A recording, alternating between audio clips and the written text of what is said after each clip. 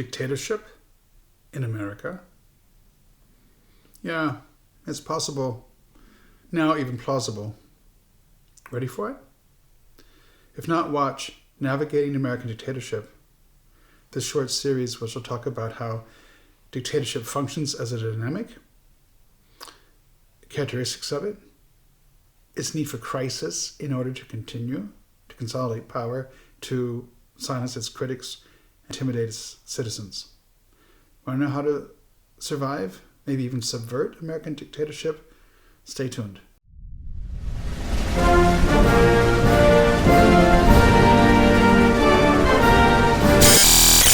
You're not going to be a dictator, are you? I said, no, other than day one.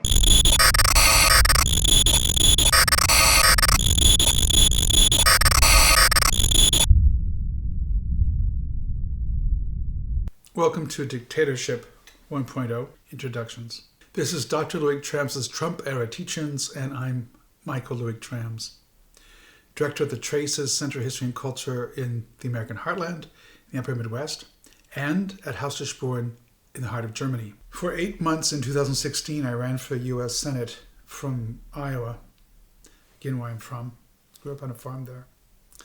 And I had a motto, neither left nor right, but always up front. I'm not a CNN or MSNBC or Fox commentator. I don't have a career invested in pursuing people's opinions and getting them to think a certain way. My career has been as an educator to get people to simply think. And believe it or not, I'm still one of those people in the world, one of those Americans left, that thinks that our political divisions are not as important as that we share the same country, indeed the same planet, and we all want to go forward. And I'm suspicious and critical of both the far right and the far left. I'm actually a centrist. There are some of us around. And so when I speak to you in these video series, I'm really speaking to everybody. I believe that the far right and the far left are too rigid, too ideological. And the rest of us in the middle, we're more likely to consider different ways of seeing a problem and more likely to be fluid. In fact, the ideologues actually fear and resent these people who are more open-minded and interested in the wider picture. So let's think about the wider picture. What does basically everybody want, no matter their religion, ethnic background, gender, anything? They want to have a good life. Of course, everyone defines a good life differently, but I would say that in a good life, almost universally, it means there's freedom from want. People don't want to be afraid of where will they get their next meal. Will their roof leak by the next heavy rain? Will they be cold? Will their children be hungry or cold? No. So they want freedom from want. That's a basic. We can just leave that to the side. Beyond that, though, I think almost everybody wants freedom from fear. They don't want to be afraid and live constantly wondering what's going to come next. People don't want stress. When we lose a child, God forbid, or our partner leaves us or dies, or our house burns up, or we get fired from our great cushy job, those are new experiences for most of us. And we look for role models. We read other people's biographies, we listen to music, someone talking about those themes.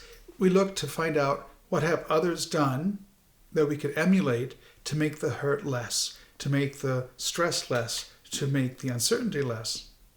We look for patterns. We look for information. Well, in the United States, we've never had an outright dictatorship before. The man who the majority of the electorate apparently voted for says he wants to be a dictator. I'm not mocking that. I'm just quoting the man. And because this is a new thing for Americans, a lot of us are going to be under stress. People who normally think they're more on the right, people on the left, people who voted for Trump, people who didn't vote for Trump. I think a lot of Trump voters will be surprised. Some are already saying, oh, if we thought that was just campaign bravado. Well, take people by what they say. So when we feel stress, we're feeling instability. Things are changing too quickly, too much. We can't keep up with the changes. That stresses us. Also, unfairness stresses us. Why should we work all the time and not get paid justly for it? Why should we work all the time and not have a vacation? Why should our kids not have a chance to go to good quality schools that our tax monies in theory pay for? So anytime that there's an institutionalized injustice, people get stressed. Why did black people have to sit at the back of the bus in pre-civil rights South? Why couldn't women vote until 1920 in the United States? Why is there still slavery in parts of the world, human trafficking? Those things don't have to be, right? Those stress us, either those having those experiences or the rest of us. So we seek a system of balance to alleviate stress, instability, unfairness. And finally, a lack of awareness of information stresses us. How do you live in a dictatorship? What could happen living under dictatorship? Well, some of my greatest history teachers gave me sound bites that have stayed with me for decades. One was, history is a seamless garment. It's really great. The idea that we put on this mantle of time and that some of the same things keep happening during the medieval period, the Renaissance, during the Civil War, during ancient Egypt. So humans keep creating similar dynamics. And if we keep repeating them, we're likely to get similar results. If you keep doing the same thing, you're likely going to get the same result. So therefore, change what's not getting you where you want to go. This is why I think it's really helpful, no matter what your political stripes, to ramp down the emotion and the accusations and the hype and just talk about dictatorship. This is a new experience in the American experience. So how do we deal with this? What's happened in other dictatorships? What could happen in this one? I'm looking at this factually, without the emotion, neither left nor right spinning, just being upfront. Factual, based on historical experiences, best as I can tell. I mean, I've been studying these things for 35 years, so I'm not new to this. And then I like to take these conclusions, these patterns that I identify, and help you, the audience, to consider this yourself. My job, in selected job in this series, isn't to provide you the right answers. It's to help you find some of the right questions. To point out things that people aren't generally thinking about, I think. And then once you realize, this is actually something we should ponder, then that you do some of the work. It's a great compliment to me if you listen to what I'm saying, but don't take what I'm saying as gospel. Google it or go to your favorite source of information. Go to your library. Talk to your Uncle Fred. What did he experience in the past? But think about these things because it's going to be a matter of life. I don't want to say death, not for everybody. But if you're better prepared, you can deal with the stress to come because there's going to be stress. Anytime you take a system and you interrupt a system, whether it's a good system or a bad system, a Nazi system, a communist system, an American system, capitalist, any system, and you interrupt it, it shocks people. It's stressful. So this series is all about dictatorship and what you can do.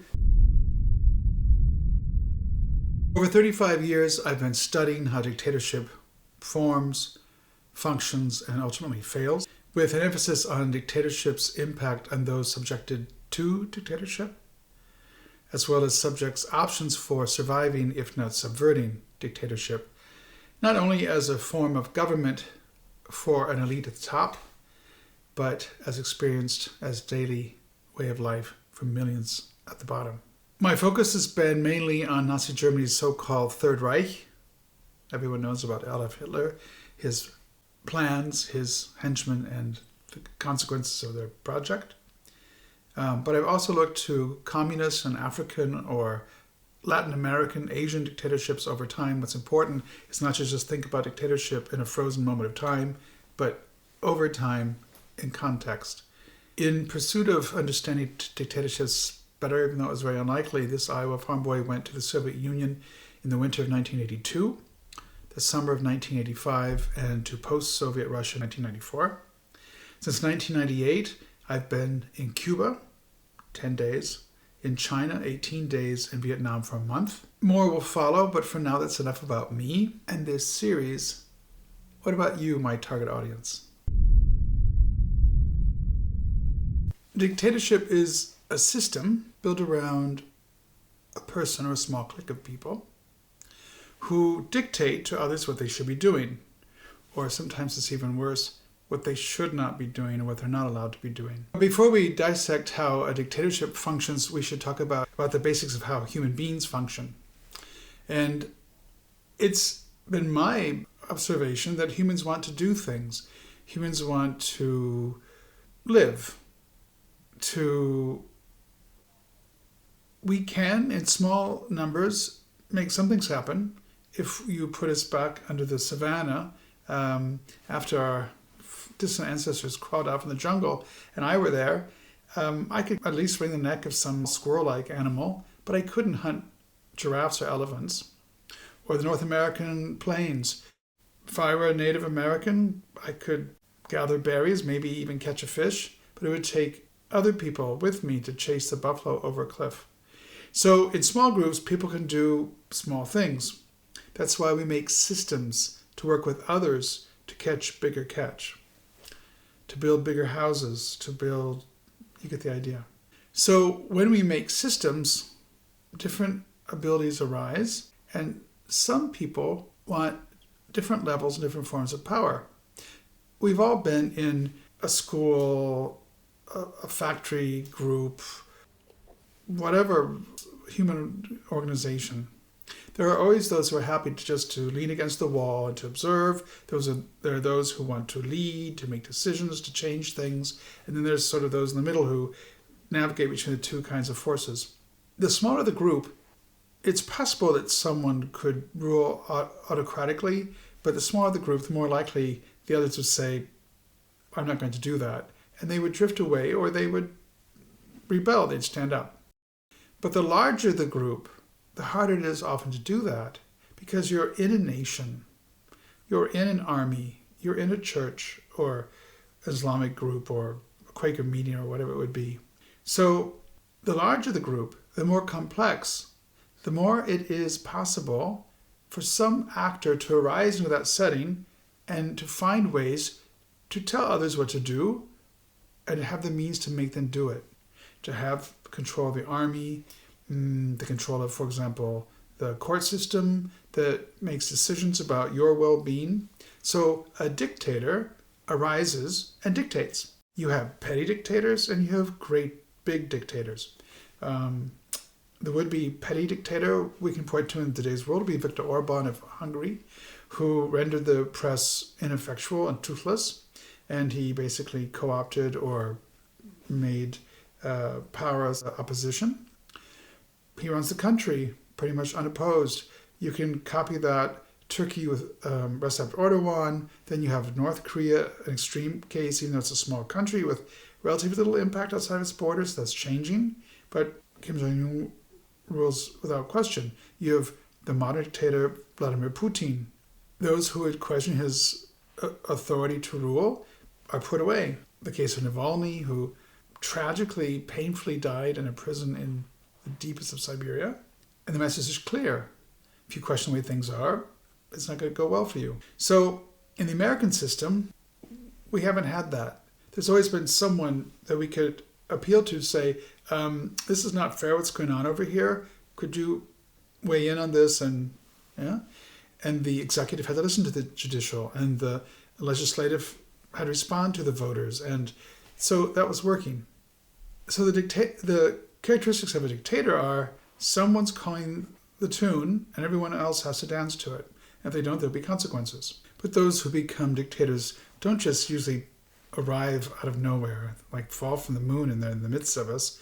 No, it takes time. Napoleon was a military person during the French Revolution. He rose up, he got more power, he became a dictator, led to the deaths of thousands, millions of people across Europe.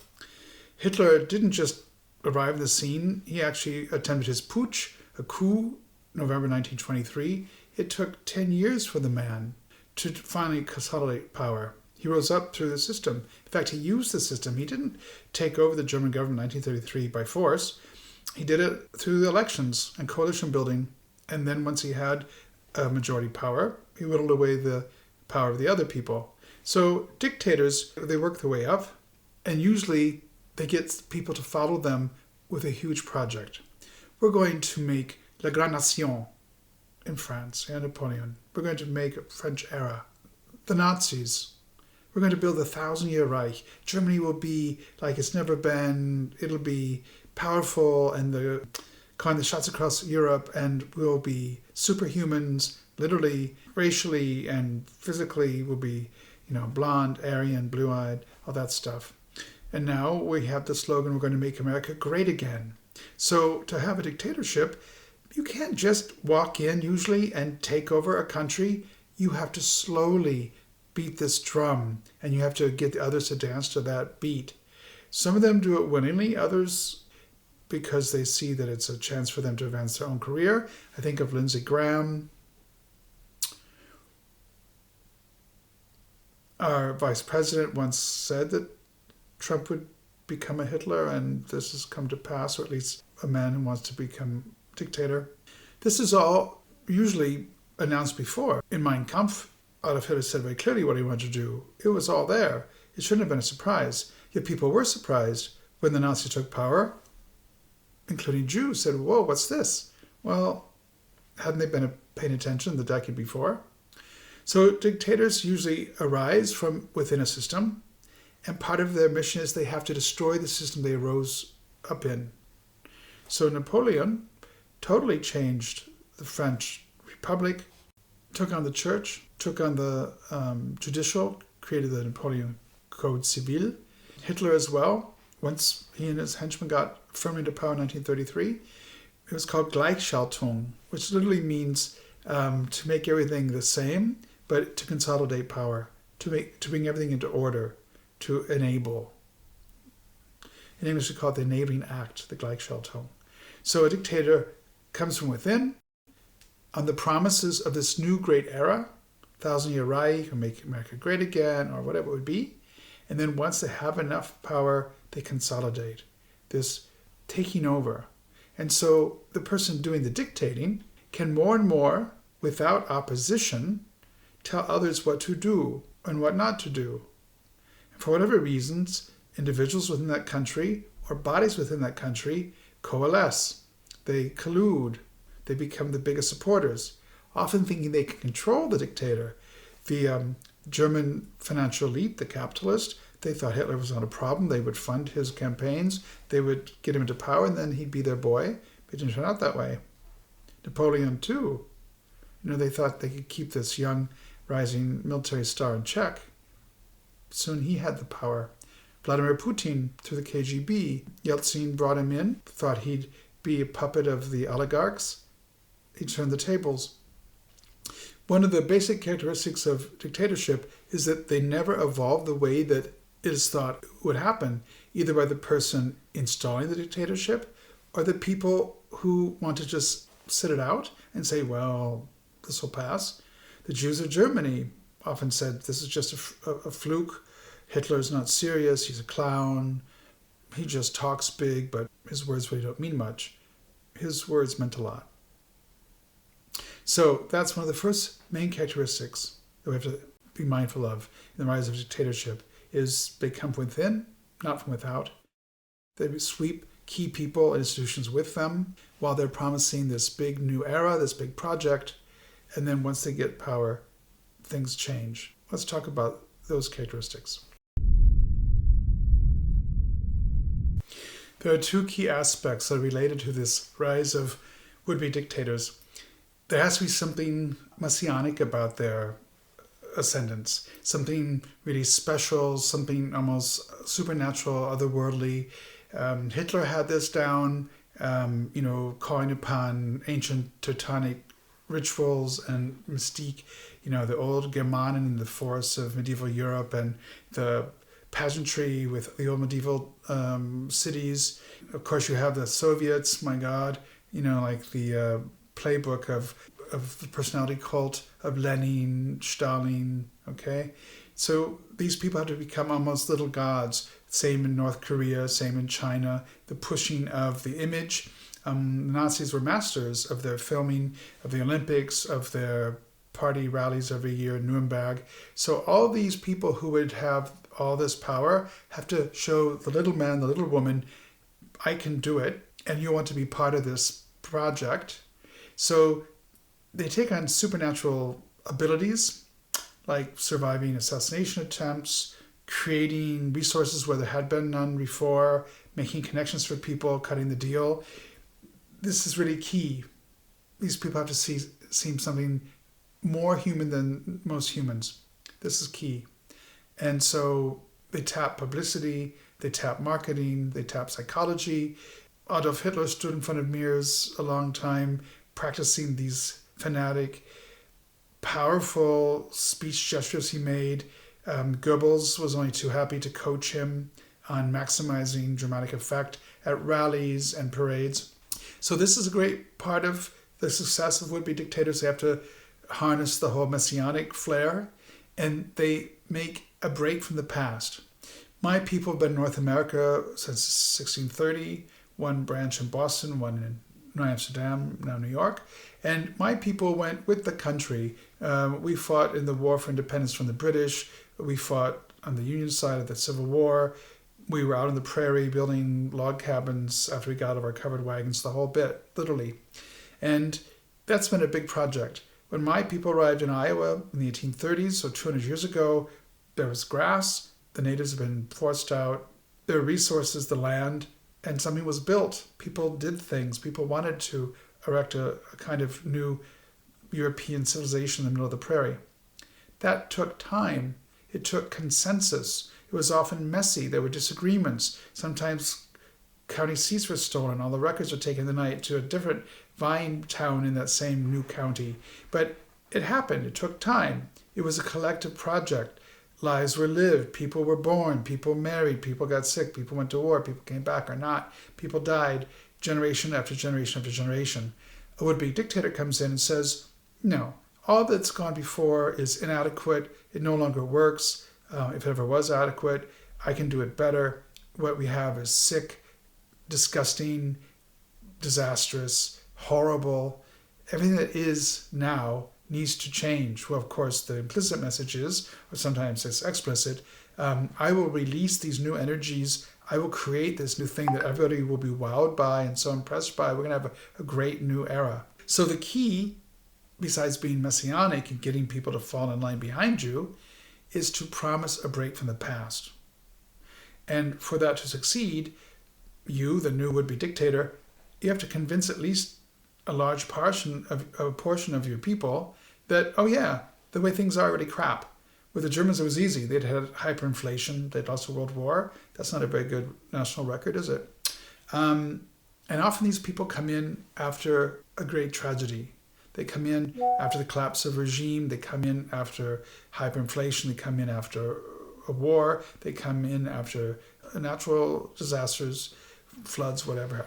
So they come in and pick up the pieces, but they need to destruct and make new destruction and level the institutions that were crafted over time through slow processes and consensus and input and different ideas.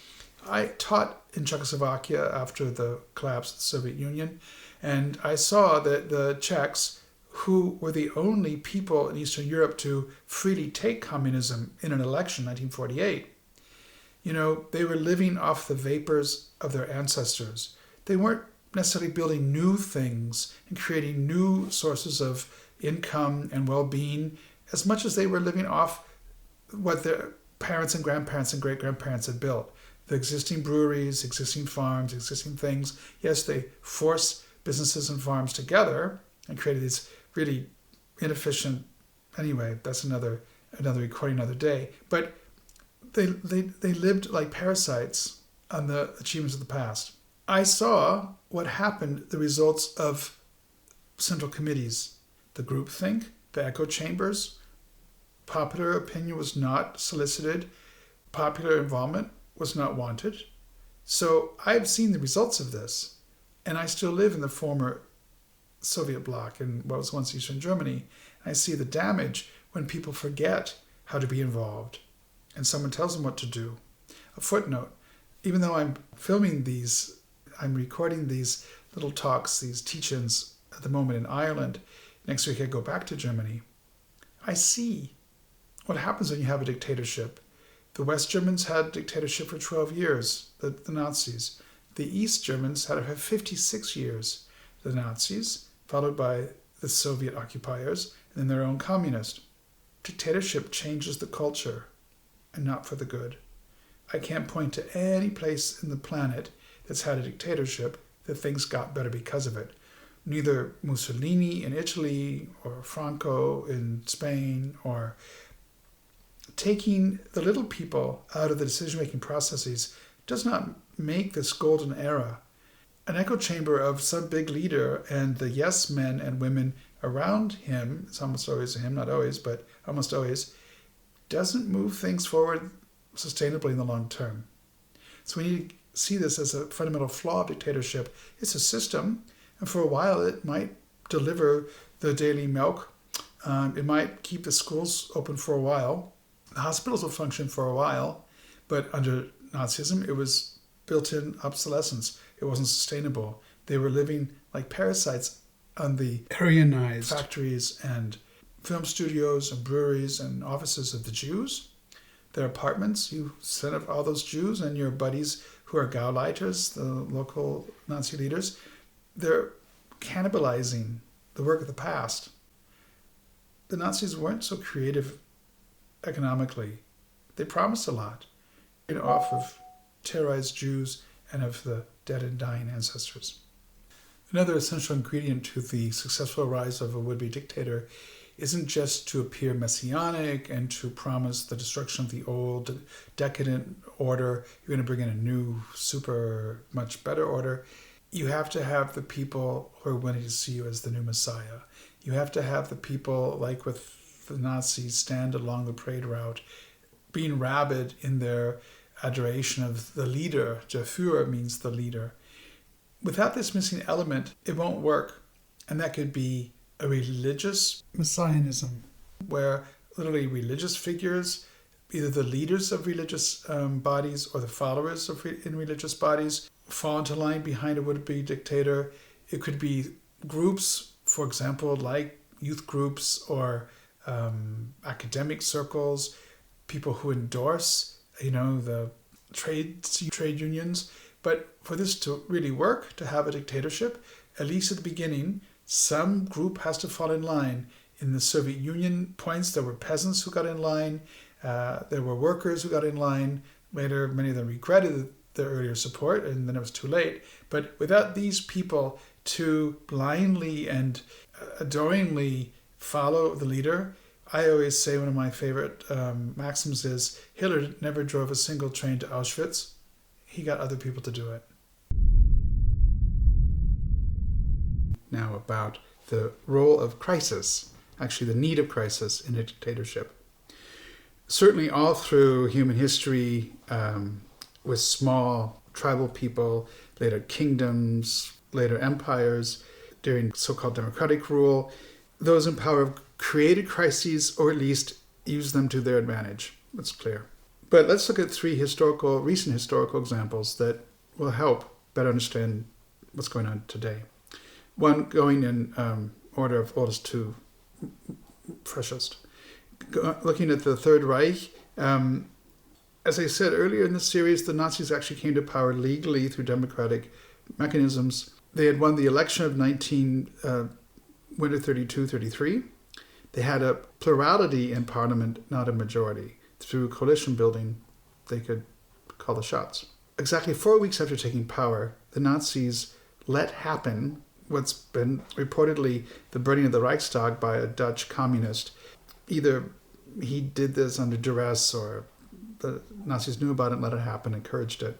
At any rate, the very next morning after the burning of the Reichstag in February 1933, the Nazis rounded up the communist politicians who were seated in parliament, so they were now out of the running, and they decimated the rank and file of communists across the country, so that the election coming up March 5th of 1933 wouldn't have communist or farther left candidates to erode Nazi politicians, their candidates, and their collaborating candidates of other parties. So the burning of the Reichstag, the German parliament, it's a huge thing. It'd be like Congress burning.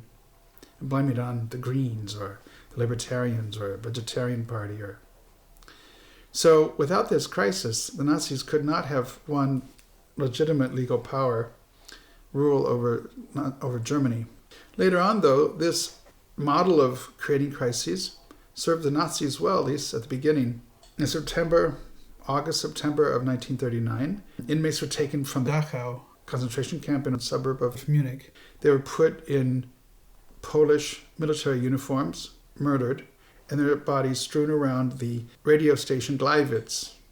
Gleiwitz was a German town with a large Polish minority. And the Nazis claimed this was an attack on the German state. And it was their entree to invading Poland, September 1st, 1939, and launching the Eastern Front of World War II.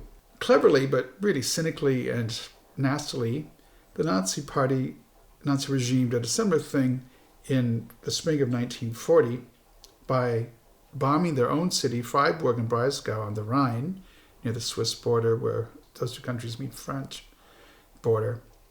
And they claimed it was the French who had bombed Freiburg, but indeed it was a German plane. So again, using crisis then as an excuse, we've been attacked by France, we must now invade France, we have to, we're being attacked. Does this sound familiar? My job has been for a long time to study human behavior in the form of groups, of tribes, of states, of nations, of ethnicities. But even ordinary people just need to be more observant. For example, I noticed in March of 2016, a very strange thing on the radio, that the American Army had declared the removal of all American dependents on American bases in Turkey. There wasn't an explanation given other than for security reasons. Now, American bases had been in Turkey since the 1950s for a long time. All of a sudden, there was some need to take away the wives and children or husbands for women working in the military, but there wasn't a deeper explanation given. I told my partner at the time, something's going to happen. The American government knows there's something in Turkey not quite right. 3.5 months later, in July of 2016, there was supposedly a putsch attempt against Recep Erdogan, the head of the Turkish state, by Gulen. Gulen was an American-based businessman of Turkish origin and an Islamic scholar who Recep Erdogan was very frightened of, but he claimed that Gulen had orchestrated this all from the northeast United States. In fact, he also claimed the U.S. government supported this, which it denied. But think about this just logistically. Take away all the emotion, all the feelings, accusations. How would an aging, already then ill Turkish businessman / Islamic scholar from Pennsylvania organize allegedly thousands of people to stage a coup, which just took place for a couple hours and then was over? How did he organize the airplanes to bomb the Turkish parliament and the presidential palace, two state important buildings? There weren't that many equipment strewn about. It sort of belies the image of this mass operation. Where were all the tanks? Although there was a tank at the end of the bridge, the Bosphorus Bridge on the Asian side. How did Gulen supposedly organize all the rifles and grenades and explosives? And he was busy over in Pennsylvania, and there weren't that many followers in Turkey, and they weren't that well organized. So logistically, this is all absurd. At any rate, there were 300 people killed in this very short alleged coup. Over 2,100 were injured.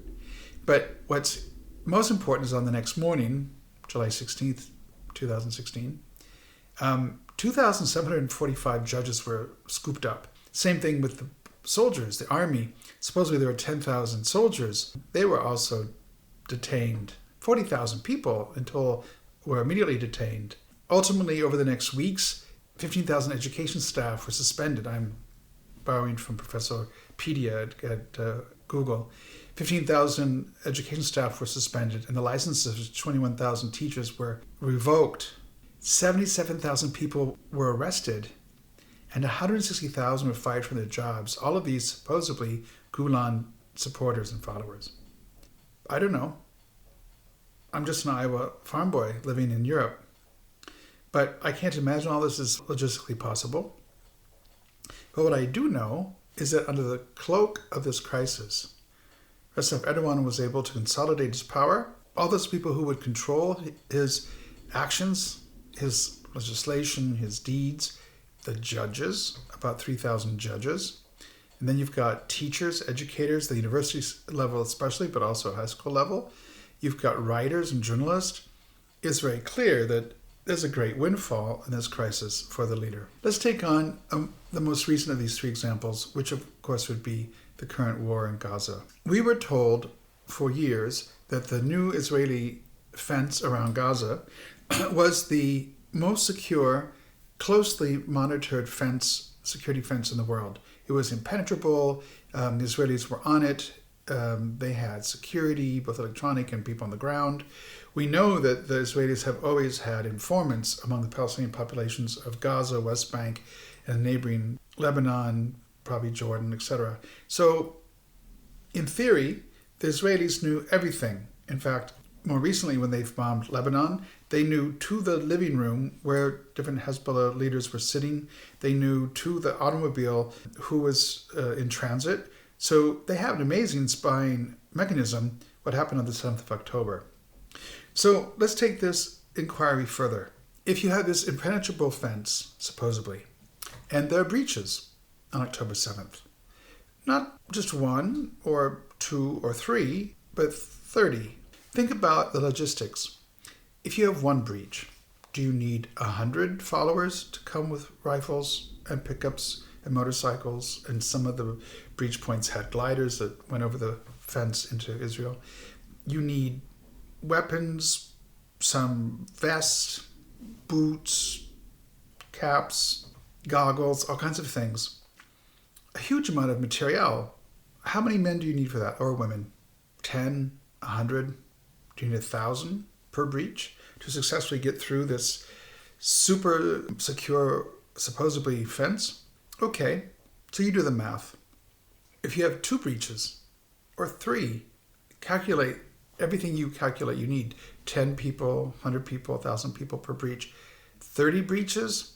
So if it's 10 people per breach times 30, but then you add it more realistically to 100 at least, or maybe in the wildest speculations, 1,000 people are necessary at every breach point to successfully get through this big wall. That's a lot of people. How did the Israeli government, the army, supposedly not know there was movement?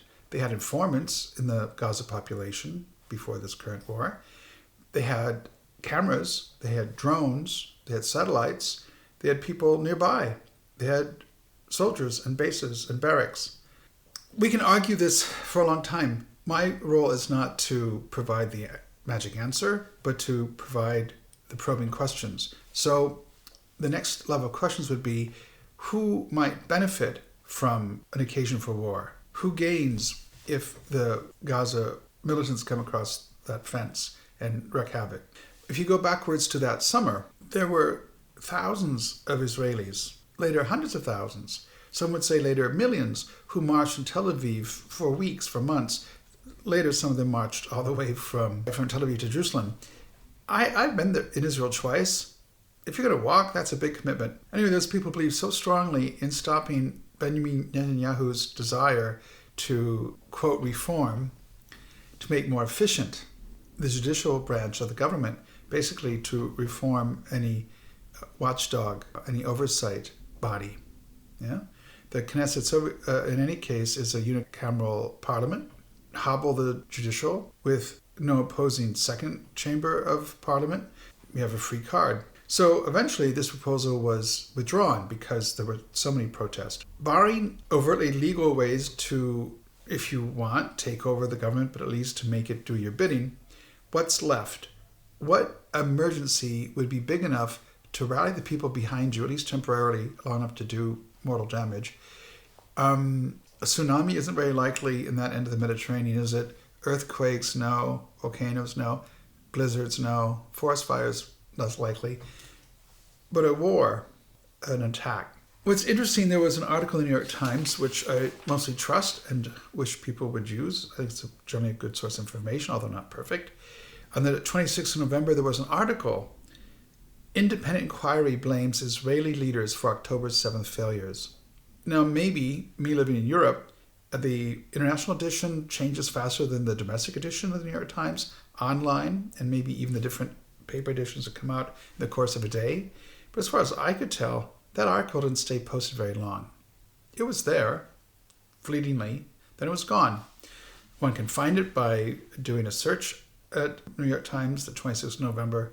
Again, independent inquiry blames Israeli leaders for OCT period 7 failures, and then it disappears. So that inquiry interviewed over 120 Israelis in the military, the government, the opposition. It was orchestrated by survivors' families and survivors themselves. This was the finding. It wasn't just a Hamas-orchestrated event. Hezbollah is another matter. Why was this allowed to happen? How could Recep Erdogan claim, which the US government denied, that Gulen had attacked the Turkish state from Pennsylvania? How could this Dutch communist worker get his way into the supposedly and presumably locked up Reichstag building and torch the place? And by the time the Berlin Fire Department came, which had already been in the Nazi pockets, the whole legislative floor was going up in flames. It wasn't salvageable anymore. So to set up really authoritarian rule, one has to have an event so great that any opposition, at least temporarily, is quieted, either literally removed and quieted, or they themselves censor themselves because they don't want their followers or others to be alienated from the other parties, from the other opposition figures. So dictatorship needs a crisis. And dictatorship needs, along with those crises, an enemy. For the Nazis, it was the communist, the so-called internationalists, look it up, it's its own thing, liberals, intellectuals, artists, academics, homos, of course, weren't shined upon. So all the misery of the German people supposedly came from this small clique of largely left, educated people, the Jews especially. The Nazis were very happy to point out again and again the Jewish origins of people like Lenin, Karl Marx, of course, and many they called Bolshevik leaders. It was true. Anyway, you find an enemy and you pin everything on them. The Gulen people and their followers, or the Palestinians, or Muslims, or militants. So you have to find an enemy. For example, illegal aliens. Does this now sound more familiar? You have to find some group that's small enough that can't effectively fight back and prevail against these accusations, but big enough to seem a threat. And then you have to rail against them a lot and try to win the other people's opinion against that small group, and then ride that group into the ground. Crisis, enemy. And one of the reasons that dictatorships need a crisis is because, generally speaking, with some exceptions, dictatorships don't really have a lot of clever ideas about data governments. Yes, there are hospitals in a dictatorship, there are farms, the food does get mostly delivered, there are shops, you can buy the basics of life usually, but this is not a winning recipe. Instead of having a large pool of thinkers, of people who are educated in economics and supply chains and in computers these days or whatever, you have a small set of people, and you purposely kick out all the other people who could be a threat to your thinking, and you have this clique who's saying, well, this is the way things should be. This could be a right-wing clique, a left-wing clique, could be Nazis, could be communists, could be Republicans, could be Democrats, could be anybody. You narrow down the group of those actively able to make decisions. It's called echo chamber and groupthink. And the problem is they are limited. They don't have the ability to think outside the box. They're not free to think, literally. They're not able just to pick and choose in the salad buffet of ideas. Capitalists are fond of saying the marketplace of ideas, but I'm not that much of a capitalist. Yeah, so crisis, enemies, and an ever-constricting palette of possibilities. That's how a dictator takes power, keeps power, but ultimately fails. More on that later. In this series, we've already talked about some of the characteristics of dictatorship, of the left or the right, doesn't matter historically in the modern world.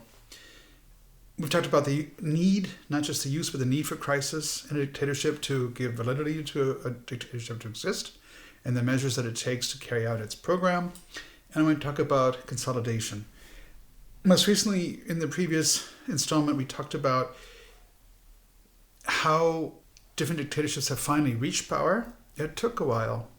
For the Nazis, it took over 10 years. There were other groups. I'll just remind you that Donald Trump first ran for president long before 2016, was president from 2017 to 21.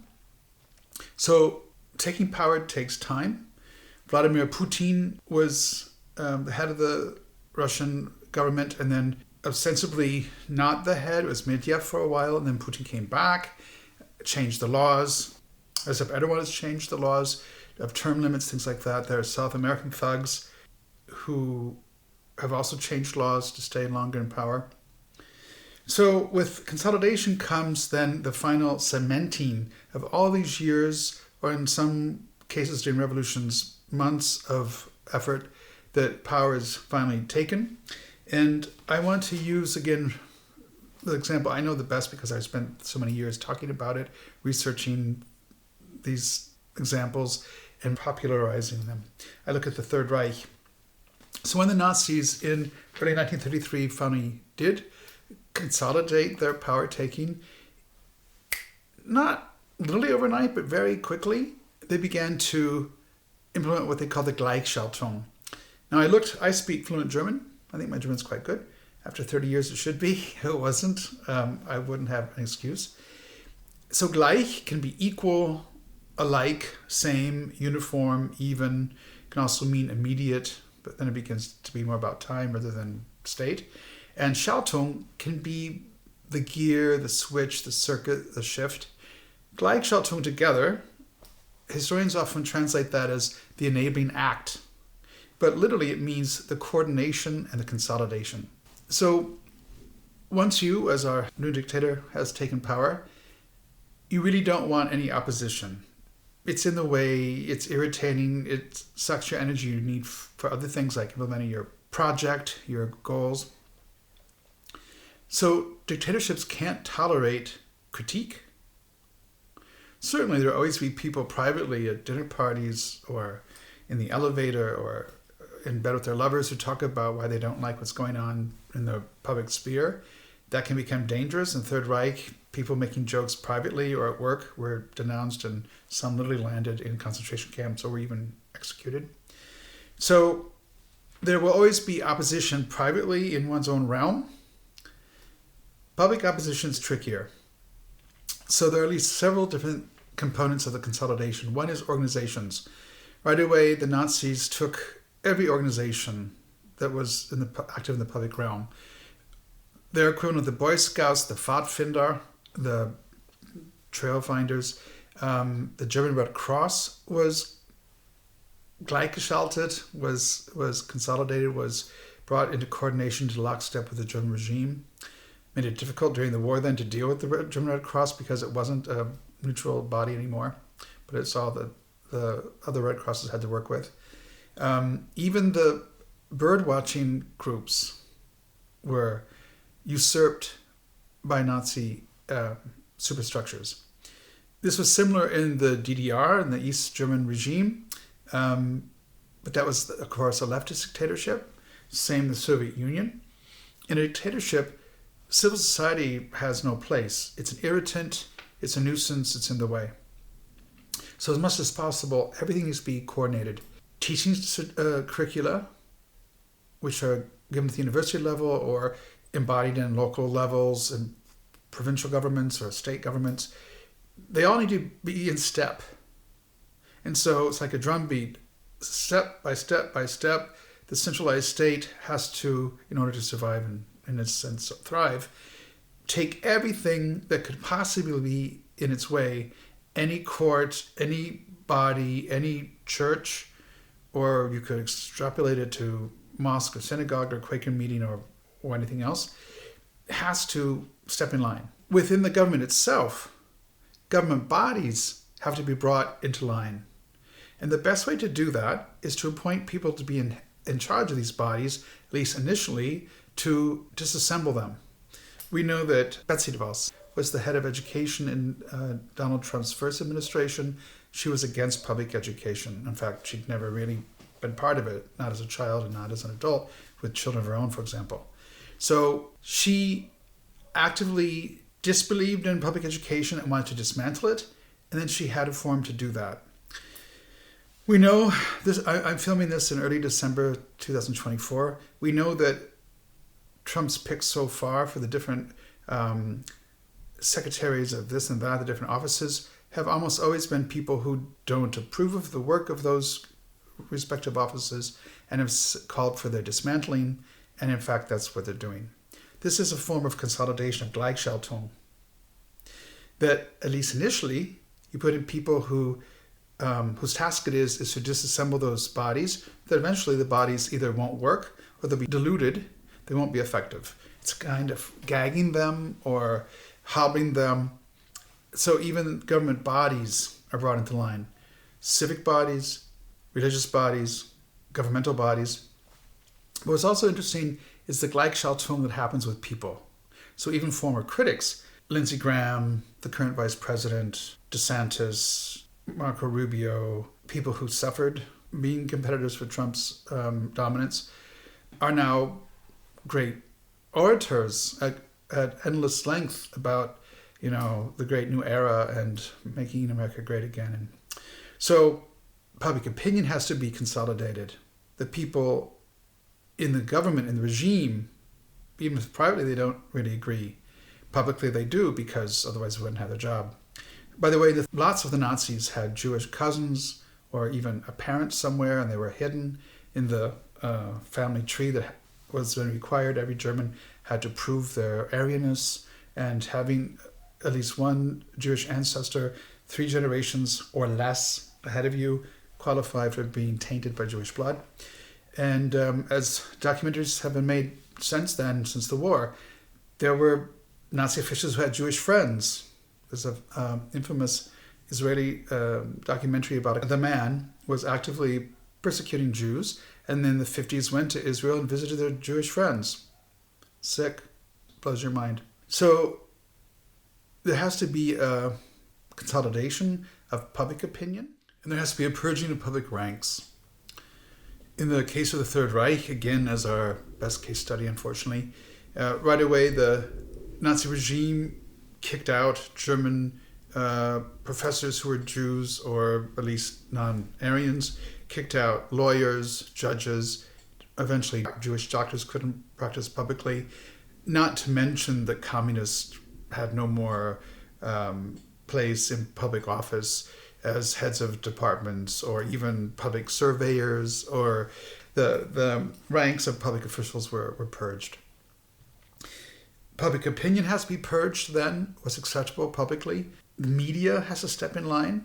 This is very interesting, is that in democracies that are overtaken by dictators, you could argue of what existed before Franco in Spain, in a way Mussolini's Italy, Weimar Republic Germany, etc., maybe America today, that the things that editors and reporters, broadcasters, moderators are willing to say are self-censored, not to raise the ire or the opposition of those in power. It's not a good sign, I think, when the man who owns large media is now an unelected appointee in the government, already vetting phone calls with international leaders. But when Mark Zuckerberg and his wife last week went to Mar-a-Lago to meet with Donald Trump and Melania, it used to be called sucking up, or brown-nosing. So what happens when the captains of media, of information, digital information, print media, broadcasting media, what happens when they get in bed with those who have power? They're controlling public opinion. They're controlling what people know. So it's not just opinion, but it's also the public fare, what we chew on every morning over breakfast or commuting somewhere, what we listen to. In the process of consolidation in a dictatorship, there's also a shrinking of the gene pool. Both the number of those individuals who are allowed to come and be directly involved in the governance of the country, and their background, what kinds of people. I find it very interesting that Trump has said he will appoint his oldest daughter's husband's father, so Ivanka Trump's father-in-law, who has been imprisoned for financial wrongdoings. He'll become the ambassador to France. And if I am not mistaken, the father of Donald Trump's youngest daughter, her husband, father-in-law, will be an ambassador to Britain or something like this. So we used to call this nepotism, that when you appoint relatives to public bodies, especially relatives who were never in public office per se, or were elected or vetted by the public process, this is nepotism. The problem is that when a regime takes full power and only selects those people who are loyal to the regime, you have a lack of no people, you have just yes people. And so even if adults in the room might have a different opinion, they won't dare air it. A, they might lose their jobs. Later, when things become even more draconian, they could lose their lives, or at least their freedom. If you want to literally see a good representation of this, watch The Downfall, German or Swiss film, Untergang in German, the last days of Hitler in the bunker in Berlin, that there are people all around in the room who know that up on the ground, the Soviets are getting closer and closer, but there's this disreality going on in the bunker in the basement of the Chancellery in Berlin, and no one's willing to really say it. And those who dare even hint that things may not quite be like the great leader thinks, it's not going to end well. So public bodies are purged, public opinion is purged, and those who are left in an ever-shrinking realm of access to power have to toe the line, and their backgrounds. In this current palette of appointments that either will be approved by Senate or not, it's still not clear that the Senate will ever really weigh in on these appointees.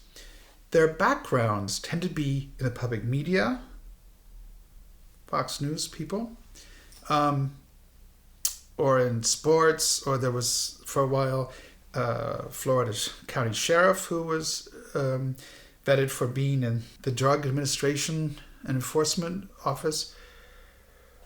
The qualifications are really thin.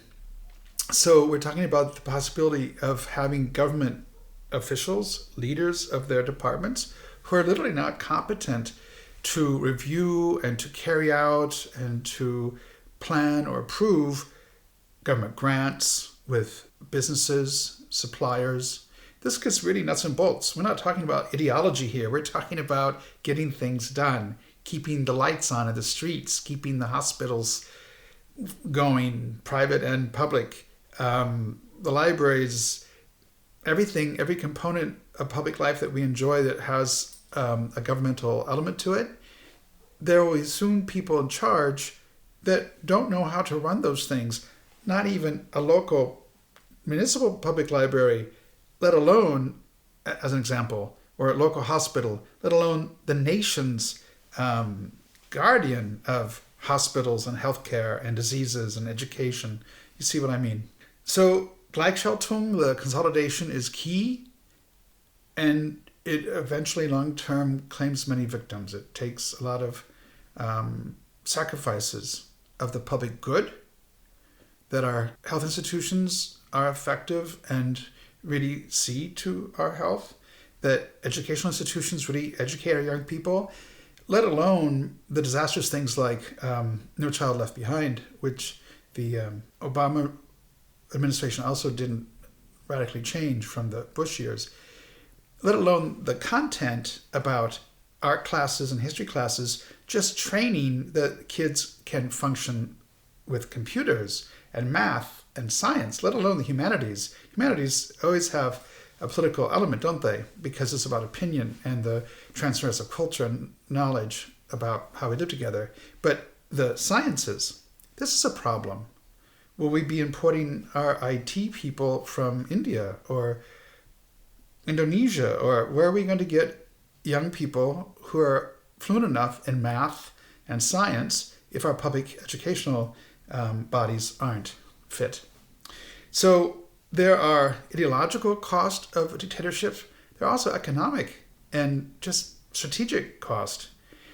When I lived in Czechoslovakia for those 2 years in the early 90s, teaching at a university in Ostrava, I saw that what happened over the 40-some years of communist rule, not only were they living on the vapors of their ancestors' work, but they had groupthink, they had these politburos, their 5-year plans. There was an ever-shrinking range of possibilities, of ideas, of input, of possibilities to change things. This is the great irony. A dictator promises to bring in a new era and to clear the deck, to start anew. But in fact, dictatorship brings about a calcification and entropy of the culture. When I once ran an organic farming, gardening, and sustainable energy project in western Iowa, we ordered chickens. We wanted some layers. So Hampshire Reds and Barred Rocks and all the rest. Lovely little chickens. And we ordered the broilers. Well, they all arrived in these little crates of the little chicks. We separated them. And the broilers that we would eat grew really quickly. And they were running around and they were robust and they were enthusiastic and ambitious. The layers were they seemed sickly. And it was slow. Their whole growth was...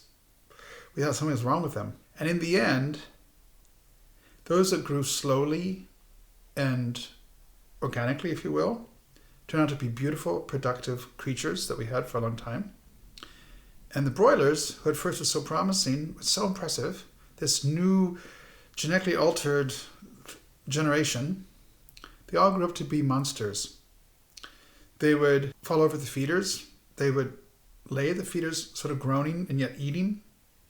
They had so much breast meat they couldn't walk.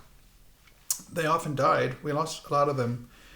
Heart failure, respiratory problems. The metaphor is really about how we humans design systems, how we govern ourselves.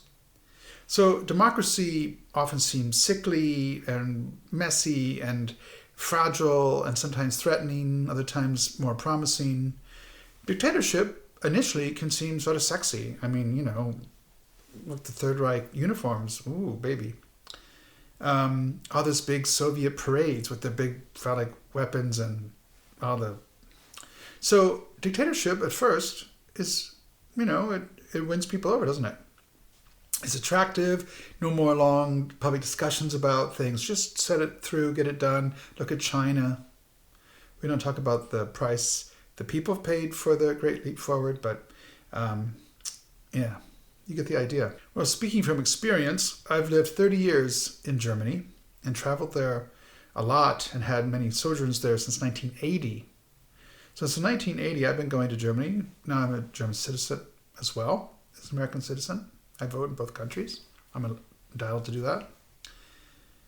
I have lived with the consequences among the wrecks of those who experienced dictatorship. When I first came in 1980, I was 17. Everyone over 30 that I encountered had been alive in the 1940s. Everyone over 30 that I encountered had been alive in Germany in the 40s. And some of them in the 30s and 20s and the teens. To this day, every German family has a story, almost always a sad story. Almost no Germans have happy stories from that period, hardly any. What happens with dictatorship is there's an intrinsic instability that's ultimately brought about. At first, with the police forces and the monitoring of the population and spy networks, the Gestapo, later on the East Germans had the Stasi, so things seem secure. Things seem predictable, safe even. The East Germans talk about how they grew up in the GDR, we would say in English, in German the DDR. And it was a great childhood, no worries. You could walk home from school, no problems, great. They talk now about Afghanistan, article last week. that many Afghanis returning to visit who fled a couple of years ago and now are going back to visit relatives are so impressed with the safety. But all that safety comes at a cost. There's the short-term cost and the long-term cost. The Soviet regime always talked about 5-year plans. Their economic plans, and with that their social plans, because the two were not separable in the Soviet Union. The whole idea supposedly of having 5-year plans and this kind of communism was to change the society and to lift up everybody. Didn't quite work like that. But along in the 5-year plans, the Politburo really wasn't looking. And the transfer of power, it sort of coughed and sputtered. Lenin, Stalin, Khrushchev, Brezhnev, Gorbachev. Same in the East German regime. The Nazi regime had no long-term planning. By the way, I forgot to mention in the last episode that dictators have allies, they don't have real friends. Case in point would be Ernst Röhm. The open secret was he was a gay guy. He and Hitler were very close buddies for a long time. But during the Night of the Long Knives, Hitler was quite happy to expend Ernst Röhm in the purge of the SA. A fun historical fact, it was an American woman who saved Hitler's life at least once, plausibly, and perhaps twice as she claimed. Read our panels in our exhibit. Anyway, dictatorships don't have friends, really. They have allies. Allies shift, come and go.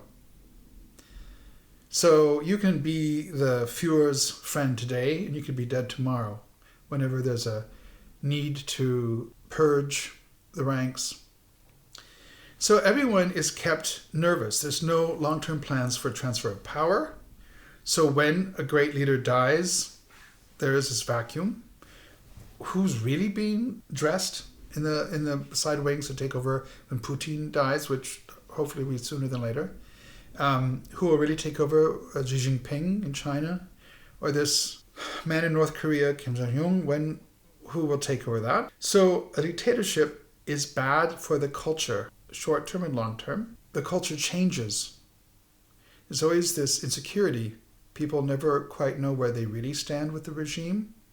They really don't know about their fortunes in their career, whether they're teachers or police officers or anybody else.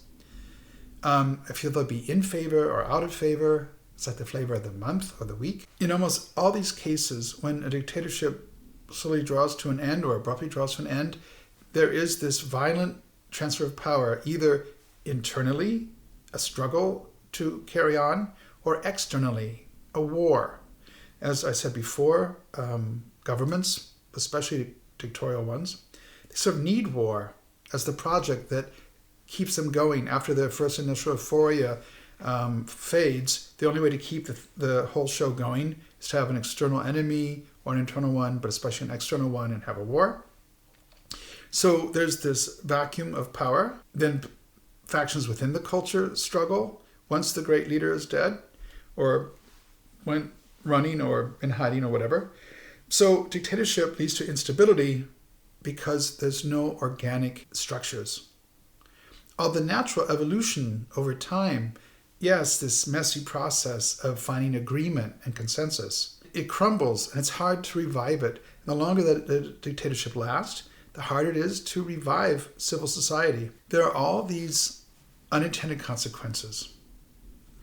No dictatorship ever started that really reached its stated initial goals. And all these side spin-off developments happened that no one foresaw. For example, you would never have had the East German Communist regime without Hitler. There are two countries in the modern history of humanity that have been created from the Third Reich.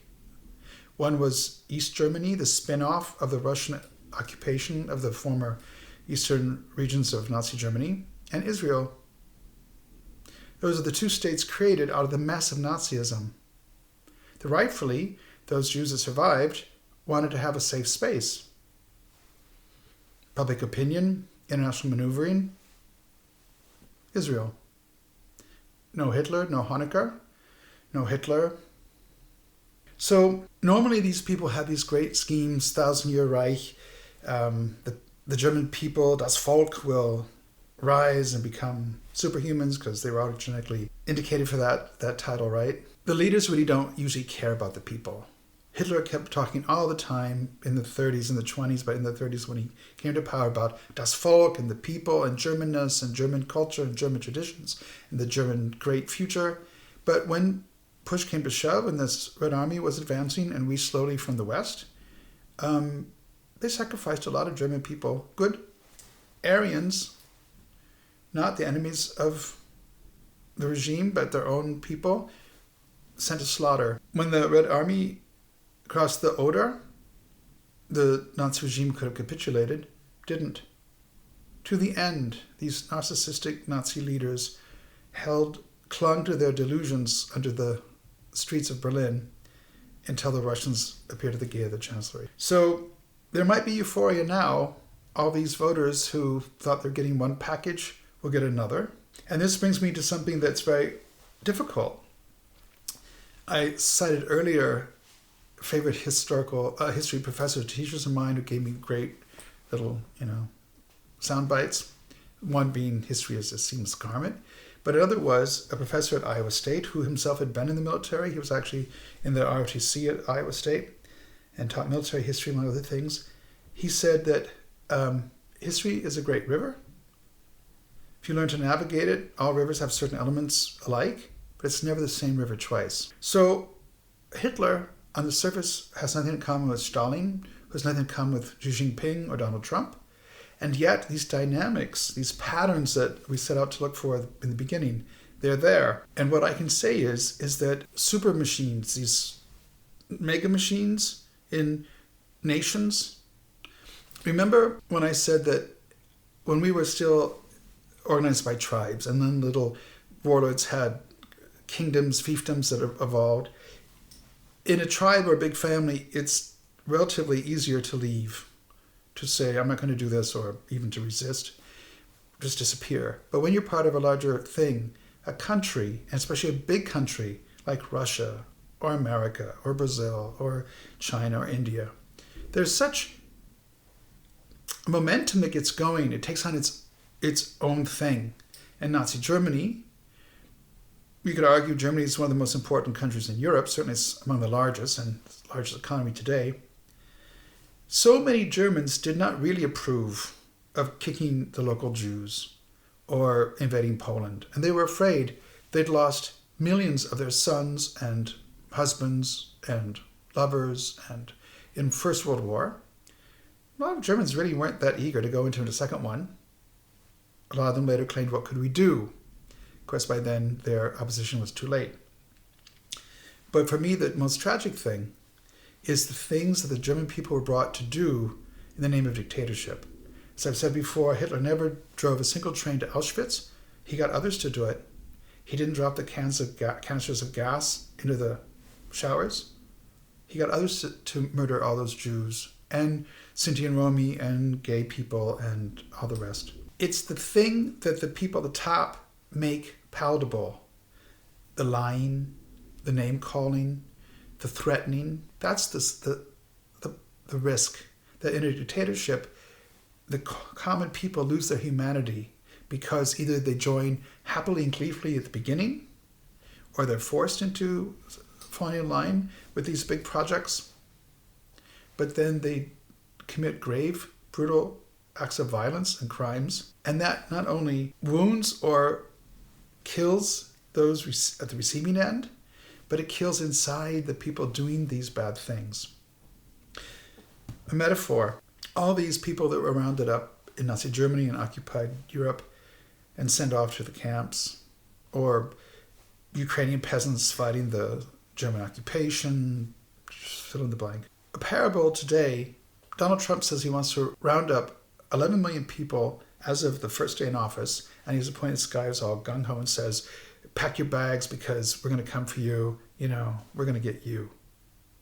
Have you ever thought about this? Out of the 11 million people that the numbers touted, will half go willingly to be deported on a bus or a plane or in vans? Will they go to the Mexican border? What if they're not Mexicans? What if they're from Venezuela or from China or from Nigeria? Where will they go? What are they going to do? In World War II, thousands, 140-some thousand Japanese Americans were put in camps in the deserts. people whose only crime was their ethnicity. And there were thousands of German Americans. Best estimates, maybe 15,000 camps in Texas. There were 60 camps and detention centers across the country. Google it, Camp Crystal City, Texas.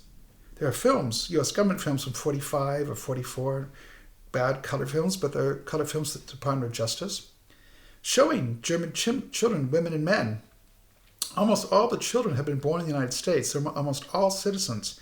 None of them had a charge or a lawyer. Many of the wives were American women or American German women. It was their husbands who had not yet had their naturalization papers signed and processed. So they were legal aliens. None of these people were legally in the country, but they were put in camps. And they disappeared. Some of them till September 48. I know, I interviewed them. I used to speak with them in our Basim. There are tapes on the internet, interviews with Eb Fuhr, Art Jacobs. They're now all gone, unfortunately. So there are great injustices that happened during dictatorship. We kidnapped thousands of German and Japanese Latin Americans, over 2,400 Peruvian Japanese who had done nothing to us. We brought them to Texas. Why? Same reason why we kidnapped thousands of Germans from Panama, Costa Rica, Ecuador, Peru. Do the research, I've done it. These people were kidnapped and brought to Texas through New Orleans, and some sent to other camps, North Dakota, Stringtown, Oklahoma. Do the research, it's on our website as well. We used them as hostages to trade with Berlin and Tokyo for access-held Americans. This is human trafficking. All in the name of war and security, but these people were not a threat to us. Not the German Americans living in the country, but certainly not the German Latin Americans. So even earlier, Hoover and then Roosevelt were rounding up Hispanic Americans, even people whose ancestors came to what's now New Mexico in the 1600s, rounded them up. The numbers hard to document. Even USA Today once had a full-page story about this event in the 1930s. They're running up with Google it, the deportation of Hispanics, 1930s. Some of them had been generations in the United States, didn't even speak Spanish, and almost none of them had a place to go, yet they were rounded up all the way from the northern plains, Idaho, Montana, down through the Great Plains to New Mexico, California, Texas, and they were sent on buses and trains across the border. The young people couldn't speak with their grandparents or their non-immigrated aunts and uncles, and they had no land. A lot of them ended up in little shanty towns. It wasn't really legal. None of them had trials. Many of them had been purposely, probably hurriedly gathered in the night. They weren't allowed time to find their papers, so they had no proof that they were really American citizens. Anyway, those are just two great injustices that took place in a democracy, one during economic depression and one during war. Well, what's possible in America during a dictatorship? Back to 11 million people. So say half of them go willingly or voluntarily, they go peaceably. To where, to what? They're not all Mexicans, are they? But what about the other half that have an American wife or American children or a house or a job or a car? Would you be willing to give up your house and your family and your job and things you've built up? My people began coming in the 1630s to North America. The last ones came in 1888. None of them had papers. Donald Trump's mother came from a northwest Scottish island in 1930. She was 18 years old. Mary Trump. Did she have papers? I don't know. And two of his three wives had been immigrants. I suppose they had some visas. But to single out all these illegal immigrants, people who do the work that people like me don't want to do, mow the lawns, put the new roofs on after a hailstorm, nanny the children, clean our schools after our children go home. Half of them really want to stay. If they don't go, Donald Trump isn't going to wrestle on the floor and put him in a bus. It's going to be you, or your cousin, or your nephew, or your neighbor, or someone from your church who on Sunday professes great Christian love and forgiveness, but during the week is going to the job and tracking down people who are in hiding and ripping them screaming from their children. or their place of employment? Are we going to put these people, once we finally wrestle them from their grip on their loved ones and the lives they've built, are we going to put them in detention centers, behind bars? Are we going to beat them if they don't go willingly? Are we going to tase them? Are we going to gas them? Half of 11 million is 5.5 million people.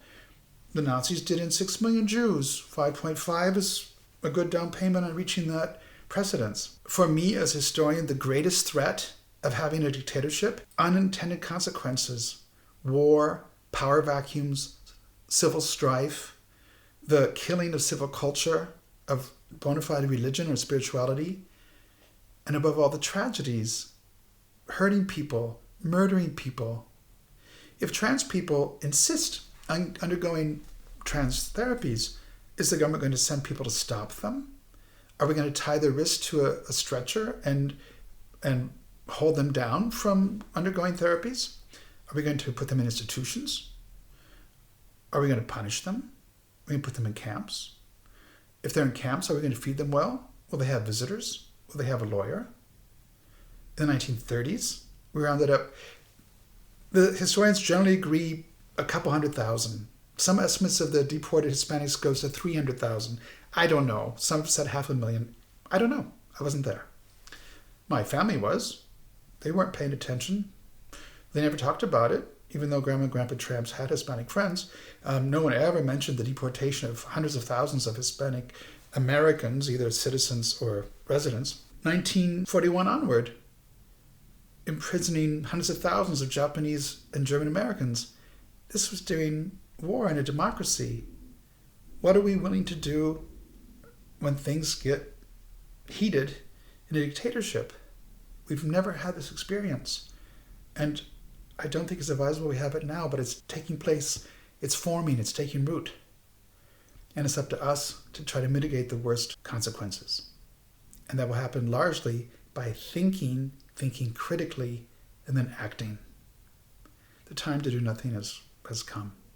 This is what I can do in my own little imperfect way with bad lighting and the computers on an ironing board. And it isn't the style anymore. It's not the packaging and it looks great and social media. It's about me and you having a conversation, not left, not right, always up front. Be direct, be heartfelt, make mistakes, but acknowledge the mistakes, but do something. Because you may not be interested in politics, but politics are interested in you. And don't think you're safe. You may be today, you may not be tomorrow. Are the ones you love? Are the ones working for you? Are the ones making your great American lifestyle possible? That's all going to come to a crashing end sooner than you think. You've been warned. Please do something. Thanks. This is the concluding part of the 1 Point series. Numerous people have asked me and my helpers, what are you doing? How do you do it? Why do you do it? The easiest question to answer is how. So I admittedly am doing this on a shoestring. There's no professional lighting. As you can tell today, it's really bad. There's no makeup other than face cream. There's no production credit. It's just me, hopefully a nice shirt, and my volunteers and the message in hand. In Ireland, I was working with Stephen, who's this lovely Californian boy. Mother is an Irish immigrant, and he's back in Ireland with his uncle going to school. And I was with them. I spent 40 days in Ireland since September, looking at possible places to rent or to buy. I'm thinking about retirement. Even I get to retire someday. So when I was in Ireland, it occurred to me, hearing the news, that things are getting pretty loaded. They're getting pretty charged. So I worked with Stephen, who was the boy who was going to step in. My usual helper, Demetri, in the Republic of Georgia, has his own things going on. And if you've been watching the news at all the last months, Georgia has its own problems.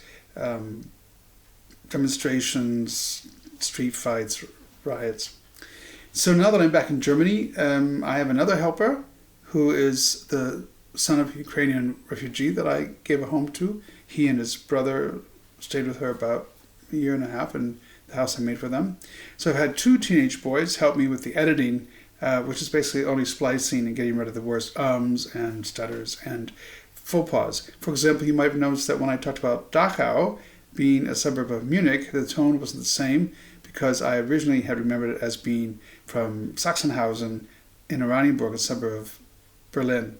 So we're trying to correct the worst mistakes. There are some content errors probably and things that weren't quite remembered right by me. I mean, today is my 62nd birthday, and so I'm not the youngest bulb in the pack, am I? So we've tried to do the best of it with no money, right? This is a volunteer project. In fact, in Ireland, we were studying the computer on an ironing board and later on a clothes drying rack. And here I'm sitting at my secretary's desk in our living room, basically. So that's the how, but there's a more important question, the why. So bear with me a moment as I take you on a little trip through history. Today I'm 62, born in 1962, and when I was born, the American population was about 185 million people. Now it's pushing double that.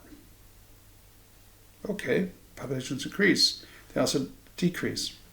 But what's alarming is that when I was born, there were more than double the number of wild animals in the world than today.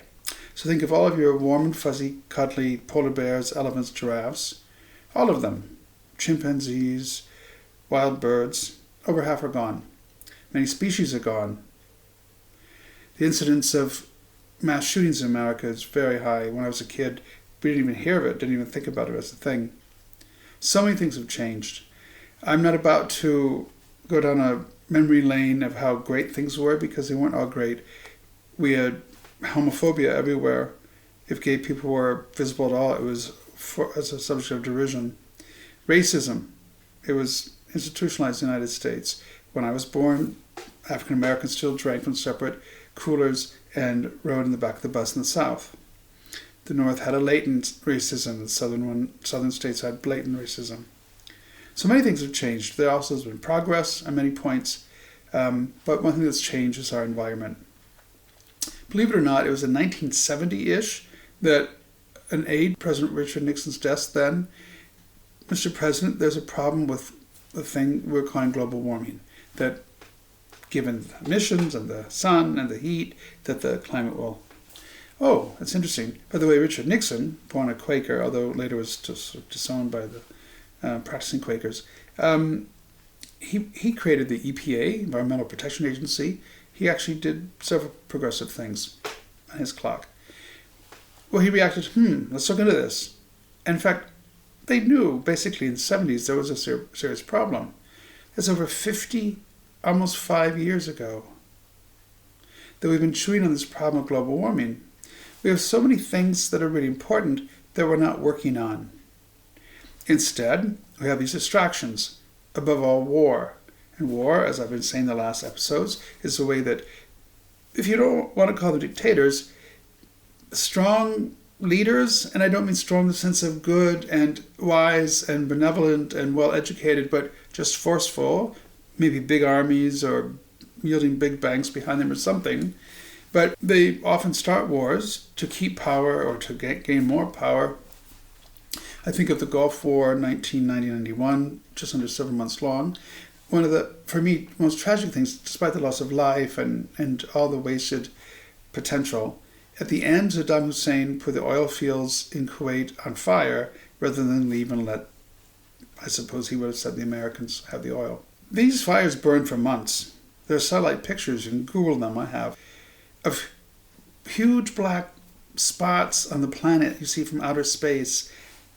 Thousands, hundreds of thousands, maybe millions of gallons or liters of petroleum, of oil coming up out of the ground and just burning in all the smoke. I think it was called the North Star pipeline that was cut. Evidence at the moment suggests most strongly it was by the Ukrainians. On the Russian pipeline that went from Russia to Germany, where I live, the Germans speculated out of spite. Putin just burned off the natural gas on the Russian end of that pipeline when it was cut through and gas couldn't be sent to Germany as planned. In any event, whether he did it on purpose or not, although Vladimir Putin spoke, I assume he still speaks fluent German. He lived in Dresden for 10 years. I lived there for 6. Our times there didn't overlap, thank God. Although I did see the torture chamber in the prison where the Stasi kept their prisoners in his office just up the hill. He burned all this natural gas instead of marking it somewhere else or rebottling it or whatever you do with natural gas that's excess. This was also a huge environmental problem, all this carbon released. And now we have a president-elect, soon president who says he wants to be a dictator, who's going to drill, frack, frack, frack. We see the problem. So my motivation as an aging boomer from the United States, from the Midwest, the American heartland, is to raise questions that you people who are watching this hopefully chew on. With my wonderful teenage helpers and my no budget, I've started this series. I will try to work to find more professional lighting and editing, but it isn't really the packaging, is it? What's important is the heartfelt messages and the questions. And this is what I've been trying to do in these teach-ins, because there seems to be a lot of materials, a lot of knowledge, a lot of history that's gone unintended or been forgotten, if that's what happens to history, or been covered up, like the internment of hundreds of thousands of German and Japanese Americans in World War II. And so I'm bringing these to light for us to navigate American dictatorship. Stay tuned, there'll be more. And now you know how we've been making this series and why, and we'll continue. But hopefully with better lighting, but more beautiful shirts. Ciao. Thanks a lot.